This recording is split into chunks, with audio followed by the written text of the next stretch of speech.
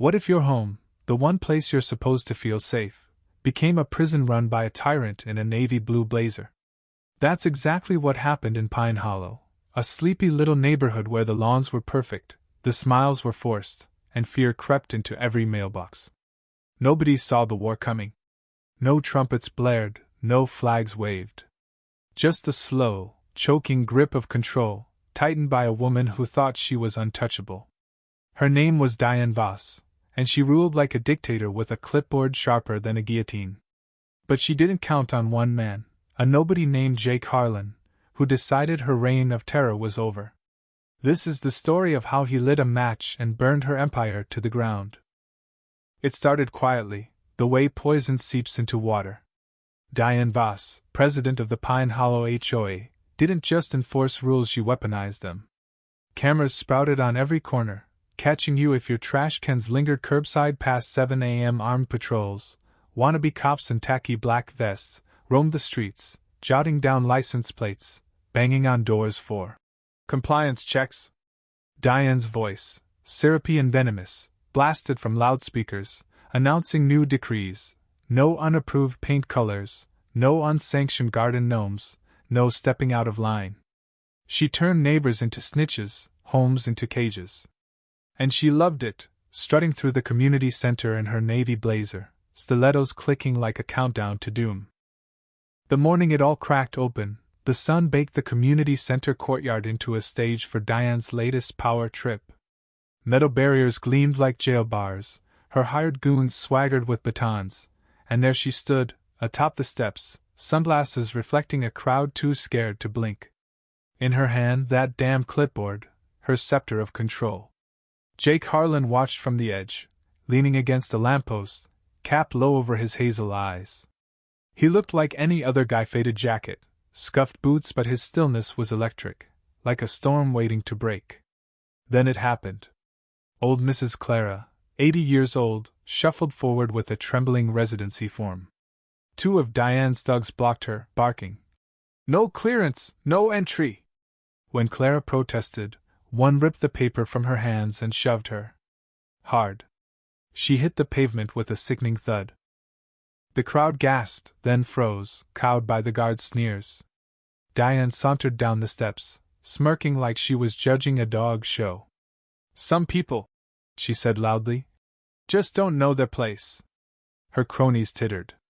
Jake's jaw tightened, a vein pulsing in his neck. Enough was enough. He pushed off the lamppost, crossing the courtyard in slow, deliberate strides. The guards turned too late. Jake moved like lightning, grabbing the first by the wrist, twisting until he yelped, and tossing him into a bench. The second raised his baton, but Jake's elbow crashed into his chest, dropping him gasping. Silence fell, heavy as lead. Jake knelt beside Clara, helping her up, then turned to Diane, his eyes burning with cold fury. Her smirk wavered. "Touch her again," he said, voice low and deadly, "and I'll bury your rent-a-cops right here." Diane recovered, lips curling into a venomous grin. "And who I saw you saw, tough guy," she cooed, hand on her hip.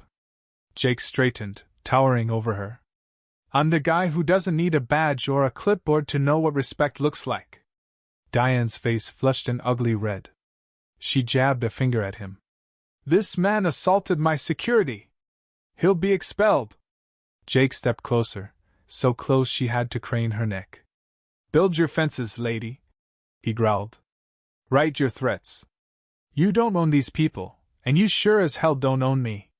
He turned, leading Clara through the stunned crowd, each step a crack in Diane's brittle kingdom.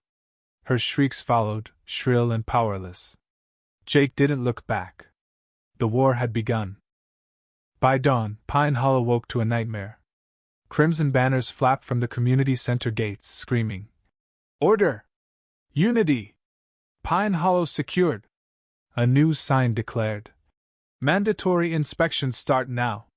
Diane's patrols stormed door to door, demanding IDs, snapping photos, turning the neighborhood into a police state. From the community center's grand staircase, Diane, in her navy blazer, gripped a megaphone. "Residents," she purred, "your PRIVY Leachswater, power, safety depend on today's re-registration. Refuse and face sanctions. Panic rippled through the crowd. A mother clutched her kid. An old man gripped his cane, pale as death. Diane soaked in their fear, grinning like a shark. Jake stood on Oak Street, arms crossed, watching the chaos. He'd seen enough. Stepping forward, he cut through the crowd like a blade. Diane spotted him, her smile twisting. "Our little rebel," she crooned into the megaphone. "Planning to skip re-registration? Shall I pencil you in for a disciplinary hearing?" Jake stopped at the stairs, fists clenched. "You don't scare me," he said, voice carrying over the mixed screech. "You think that clipboard makes you queen?" Diane tilted her chin. "It's not fear, darling. It's control. It's protecting the rights community." Jake's lips curled into a cold smile. "You're not protecting anything. You're choking it." The crowd hushed. Diane leaned forward, eyes glittering. "Troublemakers don't last here, especially ones who think they're smarter than the system." Jake took one step up the stairs. Just one.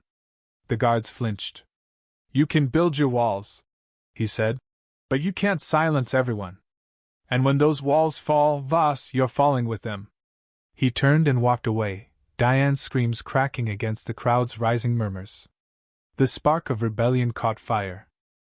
That night, Pine Hollow felt like a war zone. Floodlights glared, patrols marched, cameras swiveled. Diane had turned the community center into a fortress. Jake watched from the park's shadows, jaw tight. Her voice blared from loudspeakers. "Non-compliance means EVY tie-in. Report traitors now." Jake's fists curled. She wasn't just ruling, she was crushing souls.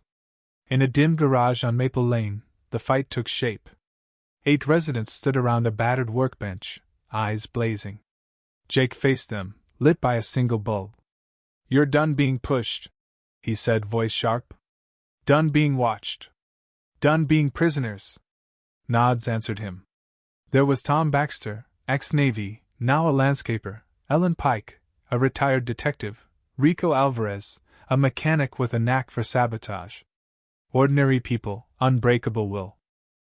"We hit their heart," Jake said. "The community center. Cut their power, kill their cameras, scatter their goons." Ellen crossed her arms. "If we fail, they'll crucify us." Jake's grin was grim. "If we win, we don't just stop Diane. We rip her empire apart." Silence hung, then Rico chuckled. "Hell, let's flip the damn table." Tom checked a makeshift silencer on his pistol. Jake spread a blueprint of the community center. 3 teams, 1 shot, he said, finger jabbing the plan.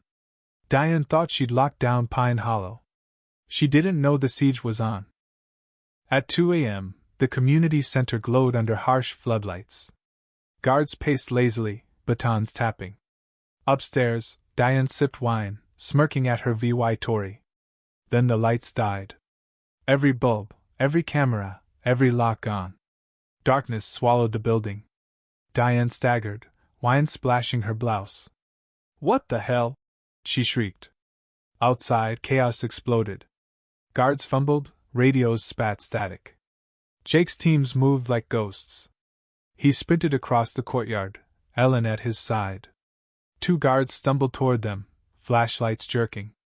Jake slammed the first face first into the concrete. Ellen kneed the second in the gut, dropping him. "West entrance clear," she whispered into the radio. Rico's voice crackled. "Generators toast. They're blind." Inside, the halls reeked of fear and bleach. Jake led the charge, pry bar cracking the locked doors. A guard appeared in the stairwell, baton raised. Jake barreled into him, hurling him down like trash. They hit the 2nd floor, Diane's domain. Her office light glowed faintly.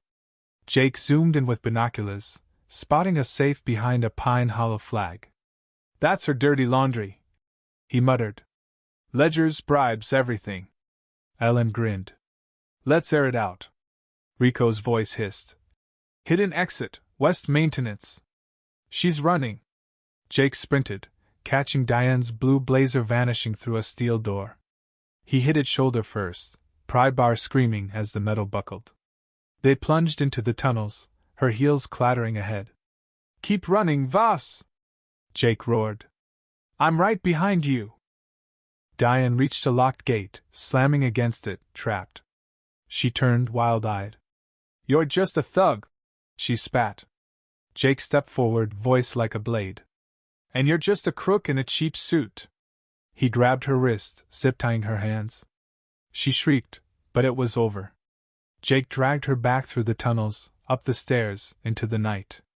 The courtyard was packed, hundreds of residents, faces grim under flickering lights. Ellen and Rico cleared a path to a platform.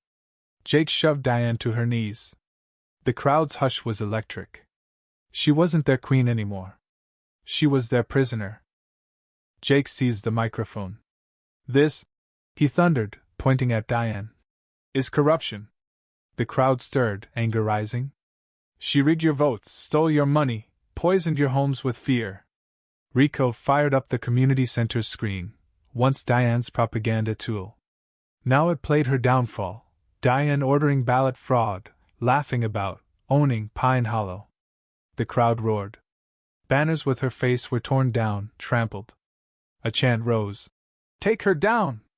Diane shrank, terrified. Jake raised the mic. "Effective immediately, Diane Voss is gonna be saw your saw will." Councilman Hargrove, pale but firm, stepped up. "I call for charges and a full investigation," he said, radioing for police. Sirens wailed, closing in. Jake crouched beside Diane. "You built this on fear," he said. "Now feel what it's like to lose." Police hauled Diane away, her blazer torn, her screams ignored. The crowd's cheer was primal, the sound of freedom reclaimed. Residents tore down Diane's banners, burned her signs. Hargrove announced the HOA's suspension, sparking more cheers. Homemade signs sprouted. "No more tyrants! Our homes, our rules!" Jake watched, not as a leader, but as a man who'd kicked down a rotten door. Ellen nudged him. "You started a damn revolution." Jake shrugged, a feral grin tugging his lips. "I just opened the gate. They ran through it." By morning, Pine Hollow breathed free. Residents rebuilt, laughing, planning. Hargrove offered Jake a council seat. He shook his head. "I fought for this saw," he said, nodding at the bustling crowd. "You don't need a boss. You just needed a reminder." He walked down Main Street, fading into the sunrise. Behind him, applause erupted, not forced, but earned. Pine Hollow rose from Diane's ashes, reborn by its people. And somewhere down that road, Jake Harlan smiled, knowing one spark could burn a kingdom and light a better world. "So, what about you? If corruption choked your home, would you fight, or walk away?"